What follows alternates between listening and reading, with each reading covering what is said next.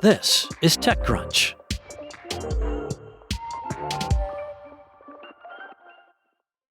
When Phia's founders, Phoebe and Sophia Kianni, decided to build an AI startup, they targeted an area they understood well: online shopping. The founders, who met at Stanford when they were randomly paired up as roommates, understood e commerce because they had spent hours upon hours trying to find the right items to expand their wardrobe. And AI, they realized, had the potential to help people discover, shop, and buy in new ways. They also realized that capability was a market opportunity. Gates, on stage at TechCrunch Disrupt 2025 on Tuesday, said there felt like there was this giant white space for, what should we actually buy? And why doesn't everyone have a personal shopper in their pocket? The startup emerged from a class project where it proved its initial demand. But Kianni said the service did not launch to the public until Phia found the right product market fit. The tool, available as a browser extension and app, lets shoppers compare prices, including for secondhand items, adding a sustainability factor to the shopping experience. Phia says it integrates with more than 150 secondhand platforms and has over 350 million items in its in-house search database. Kianni pointed out that buying secondhand represents an 80% reduction in carbon footprint compared with buying new. Plus, it's cheaper. Kianni said the service also helps users understand the value of what they're buying. If you're looking at a $500 handbag on Phia, she said, you can quickly understand, can you resell that item for $300 or $400? Or, on the contrary, if it's a fast fashion piece and you're buying it for $100, is it only reselling for $10? Does it immediately depreciate and lose 90% of its value? The startup is also developing an AI shopping advisor that will help users understand value factors like a good deal and what an item's retained value may be, as well as fashion basics like whether the item will fit based on the user's previous orders and returns. The founders said the Sizing Insights feature is currently in beta with a small group of users.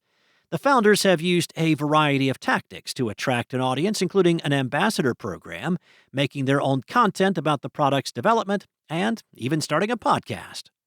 Kianni said that the ability to acquire hundreds of thousands of downloads at a very low cost through the podcast and the various different distribution vehicles has been really important. Plus, Gates said, sharing the realities of building a startup with their audience helped Phia's potential users connect with the founders and their story. She said, I think there was a bit of an ego death that we had to go through. At first, it's like, I want to look good in all of our content. But if you want people to engage with it and you want to make content at the volume that we need to, you need to be able to just pull back the curtain. Gates, whose dad is, yes, that Gates, acknowledges that she's come to the startup experience from a position of privilege, but says they don't necessarily go to him for advice.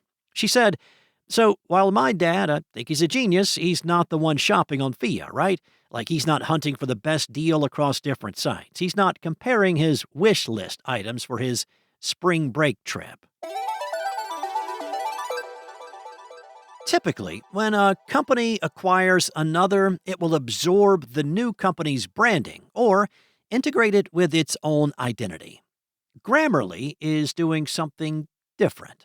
After acquiring email client Superhuman in July, the company is renaming itself Superhuman. Despite the branding change, Grammarly, the product, will continue to be known as it has. However, the company says it is thinking about rebranding products like Coda, a productivity platform it acquired last year, in the long run. The company is also launching an AI assistant called Superhuman Go that's built into Grammarly's existing extension. The assistant can provide writing suggestions, give feedback on emails, and you can even connect it with other apps like Jira, Gmail, Google Drive, and Google Calendar to arm it with more context. The assistant can use these connections to do tasks like logging tickets or fetching your availability when you're scheduling a meeting. Superhuman said it plans to add functionality to enable the assistant to fetch data from sources like CRMs and internal systems to suggest changes to your emails. Users can try Superhuman Go by turning on a toggle in the Grammarly extension, which will let them connect it to different apps. Users can also try out different agents in the company's agent store, which include a plagiarism checker and a proofreader, launched in August.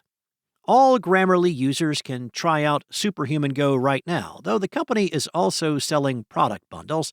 Its Pro subscription plan will cost $12 per month if you do it billed annually, and will enable grammar and tone support in multiple languages.